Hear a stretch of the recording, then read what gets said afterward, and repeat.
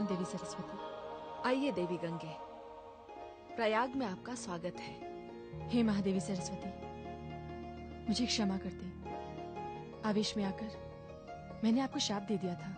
देवी गंगे, श्राप तो पहले मैंने आपको दिया था। नहीं महादेवी, आपका दिया हुआ शाप तो मेरे लिए वरदान सिद्ध हुआ। उस शाप ने मुझे भगवान शिव की जटाओं में स्थायी निवास दिया। उसी शाप ने मुझे मानव कल्याण का मार्ग दिखाया और उसी शाप के कारण मैंने धरती पर पुनः अपने हरि के चरण पखारे। कितने ही ऋषियों मुनियों ने आरती द्वारा मेरा भव्य स्वागत किया। महादेवी, मैं पुत्र भगीरथ के साथ उसके पूर्वजों का कल्याण करने जा रही हूँ। हे महादेवी, सच पूछिए तो मैं आपके प्रति अपना आभार प्रकट करने आई हूँ। मुझे आपका शाप देना अनुचित नहीं, उचित था, क्योंकि मैंने विष्णु लोक में मर्यादा के विरुद्ध कार्य किया था। उसे भूल जाइए देवी गंगा। जलधारा बनने के पश्चात मुझे अनुभव हुआ कि ज्ञान और कला के साथ साथ संसार में अन्य वस्तुओं का भी अपना महत्व है।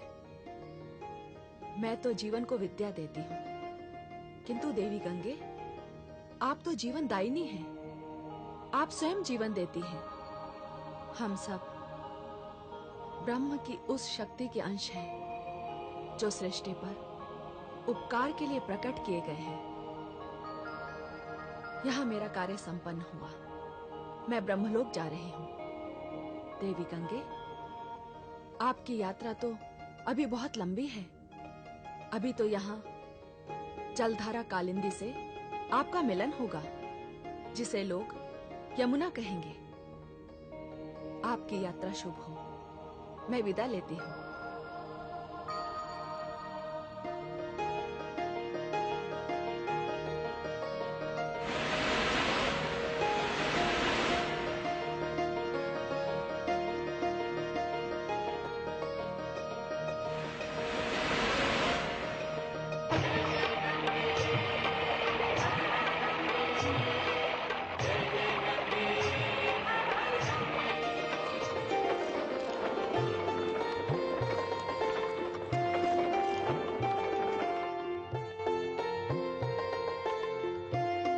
प्रतीत होता है यह किसी महान तपस्वी का आश्रम है।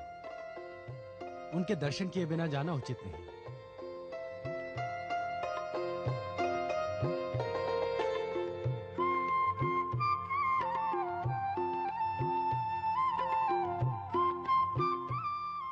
मैं आपकी क्या सेवा कर सकता हूं? क्षमा कीजिएगा, क्या मैं जान सकता हूं ये सुंदर और पावन आश्रम किसका है?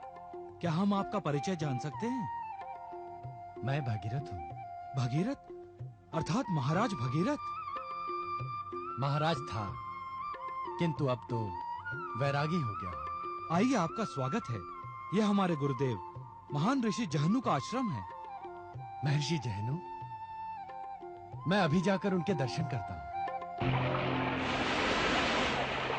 भगीरथ! माता, आपको कुछ देर यहां विश्राम करना होगा। मैं महर्षि जहनु के दर्शन करके शीघ्र आता हूं। जहनु ऋषि? हाँ माता।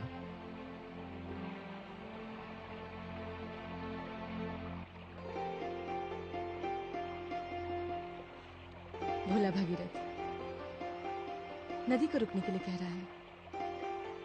प्रतीक्षा के लिए तो मुझे अपनी दिशा बदलनी होगी, और दिशा बदलूंगी तो मेरे समक्ष जहनु ऋषि का आश्रम पड़ेगा।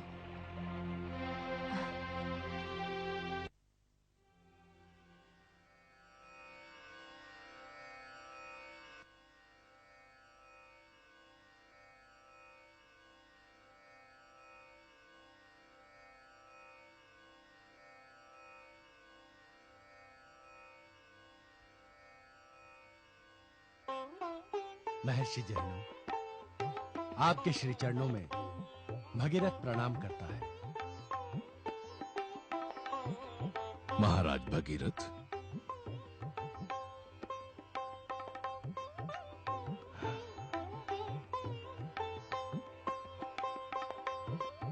मैं आपकी ख्याति से परिचित हूं, किंतु आपका ये वैरागी रूप देखकर आश्चर्यचकित हूं।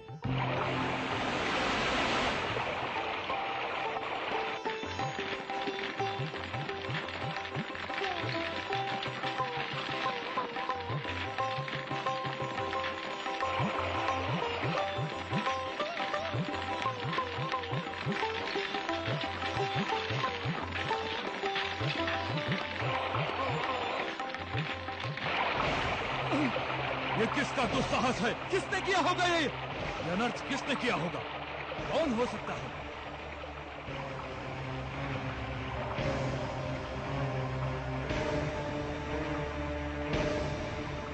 ये दुस्साहस किसने किया होगा? ये कौन मायावी है जिसने चहनु के आश्रम में इस प्रकार प्रवेश करके यज्ञ के अनुष्ठान को भंग करने की चेष्टा की? महर्षि, यह कोई मायावी नहीं, यह तो माता गंगा है। गंगा? गंगा का ये दुस्साहस, ऐसा व्यवहार, ब्रह्मलोक में अपनी मनमानी करने वाली, शिव की जटाओं को चुनौती देने वाली गंगा, ये चहनु का आश्रम है। ये धृष्टता यहां सहन नहीं की जाएगी। यदि तुझे अपनी विशालता पर इतना अभिमान है तो देख, तुझे ये चहनु ऋषि क्या दंड देता है। त्राहिमाम महर्षि, त्राहिमाम, त्राहिमाम।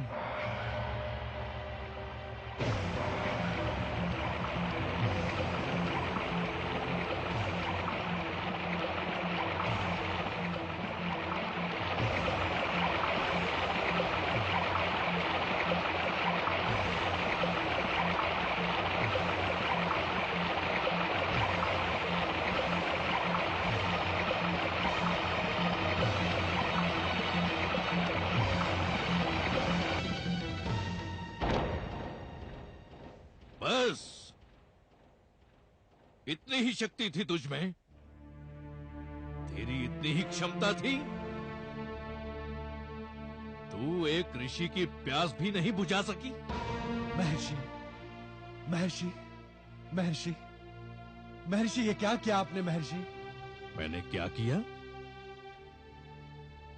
गंगा को उसकी धृष्टता का दंड दे दिया। और क्या किया मैंने? नहीं महर्षि, नहीं। आपको माता गंगा को लौटाना होगा महर्षि, आपको माता गंगा को लौटाना होगा। राजन, शांत हो जाओ। हाँ, तो मैं तुमसे पूछ रहा था कि तुमने ये वैराग्य क्यों धारण किया? हे महर्षि, मेरे वैराग्य का कारण भी माता गंगा ही है। कपिल मुनि की ज्वाला से भस्म हुए मेरे पूर्वज माता गंगा की ही प्रतीक्षा कर रहे हैं। यदि माता गंगा की जलधारा वहां तक नहीं पहुंची तो उन्हें मोक्ष नहीं मिलेगा, उनकी मुक्ति नहीं होगी, मेरे संकल्प की पूर्ति नहीं होगी। मेरा वैराग्य व्यर्थ जाएगा महर्षि, मेरा वैराग्य व्यर्थ जाएगा। हे महर्षि, मुझ पर कृपा कीजिए, मेरे पूर्वजों पर कृपा कीजिए। मैं आपके श्री चरणों में तब तक पड़ा रहूंगा जब तक आप माता गंगा को मुक्त नहीं कर देते।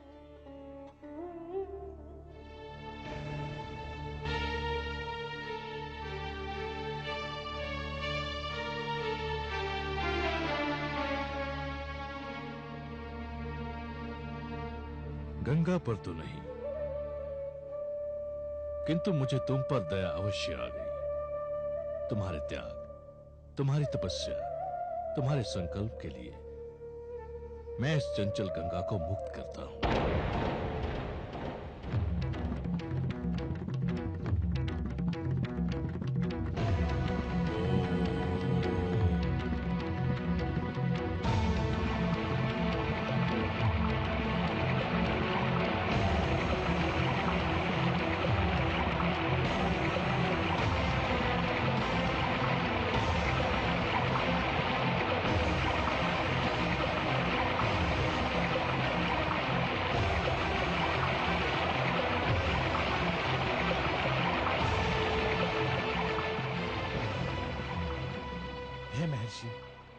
मैं सदा आपका आभारी रहूंगा। आयुष्मान भव।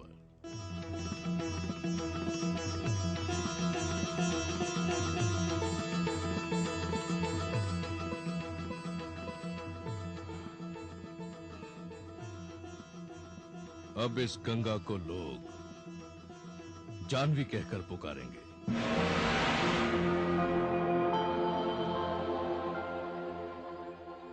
माते, क्षमा करना पुत्र, मैं बाल्यकाल से ही चंचल स्वभाव की हूँ, किंतु मैं क्या करूं पुत्र? जैनु ऋषि का आश्रम मेरे मार्ग में जो आ गया था। कुछ भी हो माते, किंतु अब मेरी विनती है कि आप मेरे साथ साथ ही चलें, क्योंकि यदि अब कोई ऐसी घटना घट जाती है तो मेरे पूर्वजों का उद्धार नहीं होगा माते। एक उपाय है पुत्र। वो क्या है माते? तुम मुझे कोई ऐसी कथा सुनाओ कि जिसे सुनकर मेरा ध्यान कहीं और लगे ही नहीं। जैसी आपकी इच्छा माते। आप ही बताइए, आप किसकी कथा सुनना चाहेंगे? तुम मुझे अपने पूर्वजों की कथा सुनाओ, जिनके उद्धार के लिए तुम मुझे ले जा रहे हो। अच्छा माते। माते, आप तो जानती हैं कि मैं महान सम्राट महाराज सगर का वंशज हूं। सगर? सगर का अर्थ जानते हो पुत्र? हाँ माते, गर का अर्थ होता है विष और सगर का अर्थ होता है विष के साथ। हाँ पुत्र, सगर का यही अर्थ होता है, किंतु ऐसा विचित्र नाम किसने रखा था उनका? ये तो आपको कथा सुनने के पश्चात ही ज्ञात होगा माते। वैसे महाराज सगर के जन्म की कथा है बड़ी विचित्र। तब तो ये कथा मैं अवश्य सुनूंगी पुत्र। यात्रा बड़ी लंबी है, सुनते सुनते कट जाएगी। तो सुनिए माते। महाराज बाहुक महाराज सगर के पिता थे। ये मैं तब की बात बता रहा हूं जब महाराज सगर का जन्म ही नहीं हुआ था। महाराज बाहुक के शत्रुओं ने उन पर आक्रमण करके उनसे उनकी राजधानी छीन ली। महाराज बाहुक अपने पत्नियों समेत एक छोटे से नगर में चले गए। वो वहीं अपना जीवन व्यतीत कर रहे थे कि अचानक उनकी मृत्यु हो गई। जब अंतिम संस्कार के लिए चिता पर उनका शव रखा गया, तब केवल उनकी पटरानी उनके साथ थी। वैसे तो महाराज बाहुक के 12 रानियां थी, किंतु उनकी महारानी केवल एक थी, जिसे पटरानी कहा जाता है। उनका नाम था करुणामयी।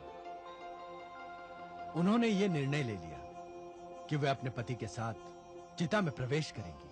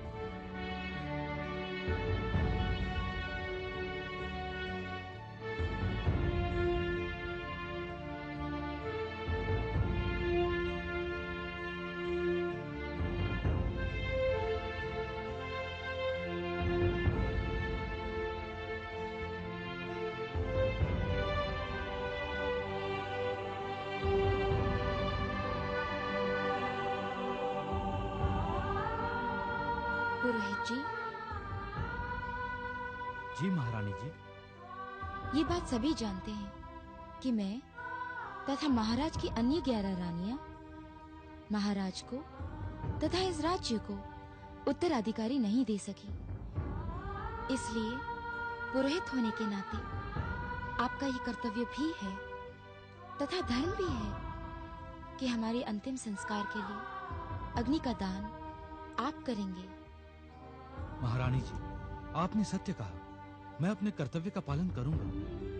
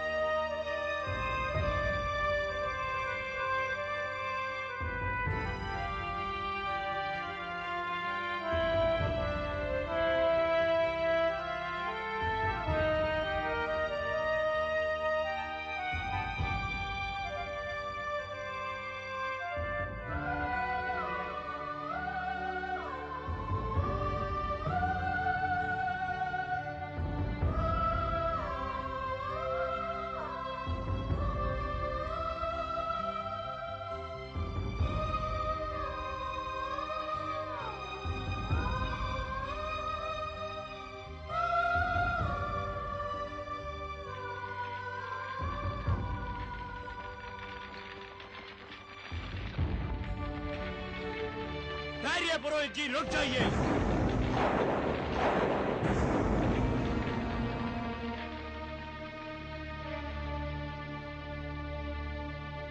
अच्छा हुआ मैं समय पर यहाँ पहुँच गया, अन्यथा अनर्थ हो जाता। आपने महाराज के अंतिम संस्कार की अंतिम विधि को रोककर अनर्थ ही तो किया ऋषि। और जहाँ तक मेरा प्रश्न है, मैं सती प्रथा के विरुद्ध हूँ, किंतु आपको इस अनुष्ठान से रोकने का कारण कुछ और ही है। महारानी करुणामयी, कदाचित आप नहीं जानते और सब भी नहीं जानते, आप महाराज के साथ अपने प्राण देकर एक और प्राण की बलि दे रही हैं। ये आप क्या कह रहे हैं ऋषि? और यदि आप मुझे महाराज के साथ अग्नि में प्रवेश करने से रोकना चाहते हैं तो आपका प्रयास सफल नहीं होगा। मेरा निर्णय अटल है।